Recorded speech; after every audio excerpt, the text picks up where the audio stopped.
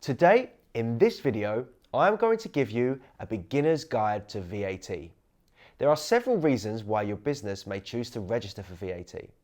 Whatever the reason, you'll need to understand what you have to do and how you keep your VAT account and payments accurate.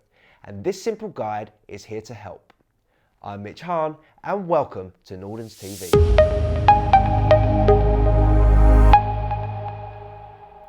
The ins and outs of VAT can be overwhelming, and as a business owner, you need to know what to do.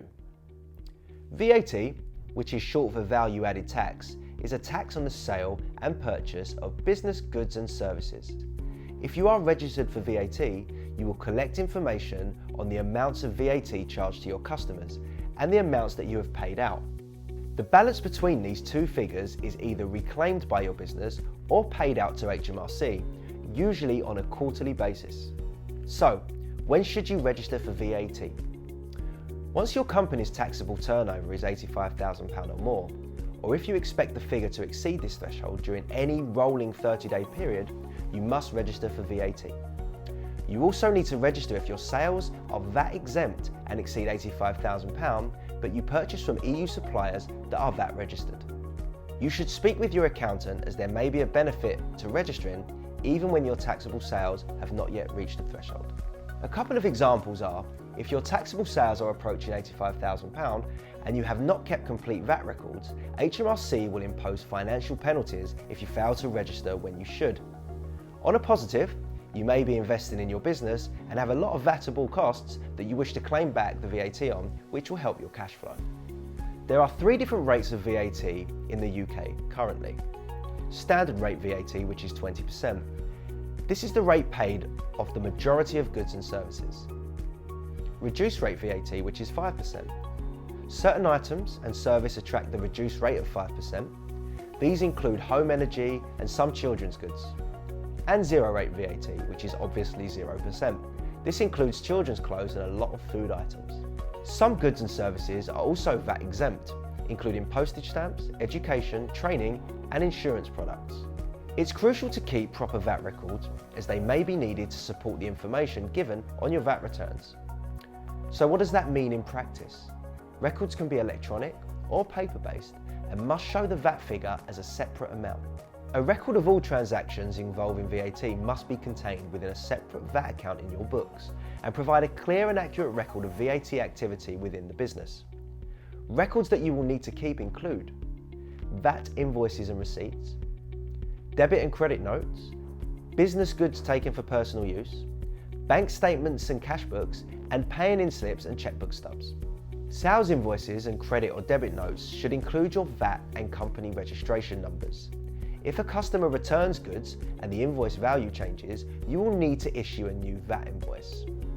There are bookkeepers and bookkeeping systems such as Xero, Cashflow, Sage, QuickBooks, and things like Receipt Bank, which can make life a lot easier, and in my opinion, every business should have. Apart from the standard method of VAT accounting, other schemes are available, including cash accounting, annual accounting. These are intended to assist certain types of businesses, such as retailers, and help to simplify admin processes. I'm going to run through quickly some of the other schemes available. Cash accounting. Standard VAT accounting involves paying the VAT owed, sometimes before your customers have paid their invoices. The cash accounting scheme addresses this cash flow issue and means that you only pay the VAT you owe once your customers have paid you. Annual accounting scheme. This scheme allows you to file one single VAT return instead of submitting returns on a quarterly basis. It reduces the paperwork involved and helps with business cash flow. Interim payments are made during a year, with a balancing payment being made or received at the end of the year. Flat rate scheme. Now, this scheme is designed to simplify your records of sales and purchases. It allows you to apply a fixed flat rate percentage to your gross turnover to arrive at the VAT due. The fixed rate percentage varies, depends on the type of business that you actually are. Businesses that use this scheme usually have minimal VATable expenses. So let's talk about HMRC. HMRC imposes fines and penalties in various circumstances, including late registration, late filing, errors and defaults. In terms of inaccuracies on a VAT return, the level of penalty would depend on whether HMRC view it as a lack of care or a deliberate attempt to mislead.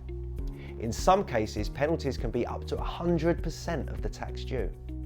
Finally, if your VAT taxable turnover falls below £85,000, you can deregister, but it would be wise to seek professional advice from your accountant on the merits and drawbacks for your particular business.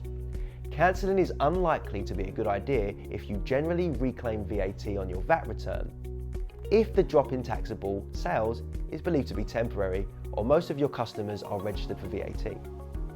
Once HMRC has sanctioned deregistration, you must retain your VAT records for at least 6 years. There are so many ways to simplify this whole process. My advice would be to work with an accountancy firm who understands your business and can set you up efficiently so that you can focus on growing and working on your business rather than the fun and games of VAT. If you would like to talk to us at Nordens, please take advantage chatting with us for free to see how we can help you. Please go to www.nordens.co.uk or give us a call. Our details are coming up on the screen.